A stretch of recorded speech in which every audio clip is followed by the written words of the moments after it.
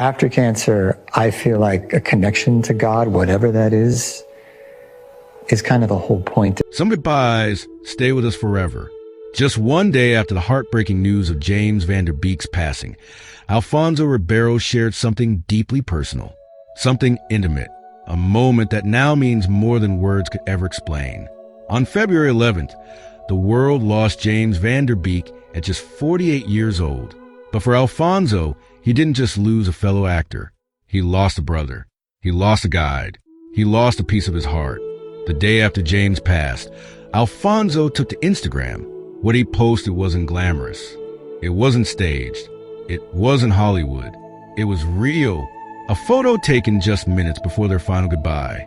In the image, Alfonso is lying beside James, gently holding his head close to his own. There's no spotlight, no red carpet, just two friends sharing what would become their last moment together. Alfonso revealed that the photo was taken by James' wife, Kimberly Van Der Beek, and then came the words that broke everyone's heart. This was taken just a few minutes before I said my last goodbye. My last moment was making him laugh one last time. I really miss him already.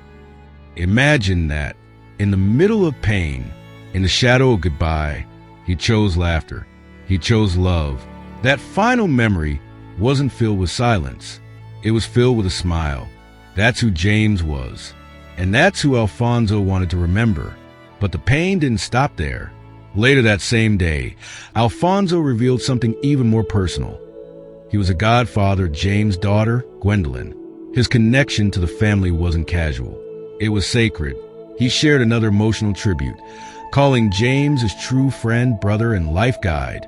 He spoke openly about walking beside him through his battle with cancer, the highs when hope felt real, the crushing lows when the disease returned. He described it as a roller coaster no one ever wants to ride. Through it all, Alfonso stayed. He didn't just send prayers. He showed up. He watched his friend fight with courage. He watched the family hold on to faith. He watched strength he never knew was possible. And in his words, you can feel the weight of loss. I'm so broken right now. That's not celebrity grief. That's human grief. That's the sound of someone trying to process a world that suddenly feels different. James Van Der Beek was first diagnosed with stage 3 colorectal cancer in 2023.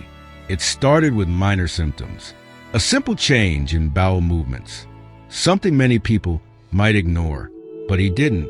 A precautionary colonoscopy changed everything. In November 2024, he chose to share his diagnosis publicly, not for sympathy, but for awareness. I have colorectal cancer, he said in an interview. Yet even in that moment, there was optimism in his voice. There's reason for optimism. I'm feeling good. He called it a life redirect, not an ending, a redirect. He said he was blessed with his wife, Kimberly, blessed with his 6 children, blessed with a reason to keep fighting. And fight he did. In December 2025, during what would become his final televised interview, James opened up again. He said something remarkable. When I heard the news, I thought, this is going to be the best thing that's ever happened to me. Who says that? Someone who sees beyond fear. Someone who chooses growth over bitterness. He explained that cancer forced him to make changes he never would have made otherwise. Changes that made him more present, more aware, more alive. Before cancer, he said he viewed life's beautiful moments as part of a collection. Now, he lived in each one individually. He learned to settle into the exact moment in front of him. He called presence the gift that cancer gave him. Think about that. In the middle of suffering, he found gratitude. In the middle of uncertainty, he found clarity. It's required more patience, more discipline, more strength than I knew I had.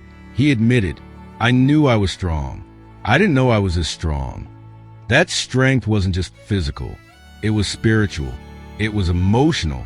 It was the strength of a father who wanted to be there for his children, a husband who wanted more time, a friend who wanted one more laugh.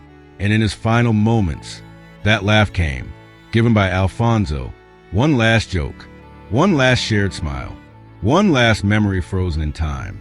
Alfonso promised something powerful in his tribute. He said he will always be there for James' children. Always.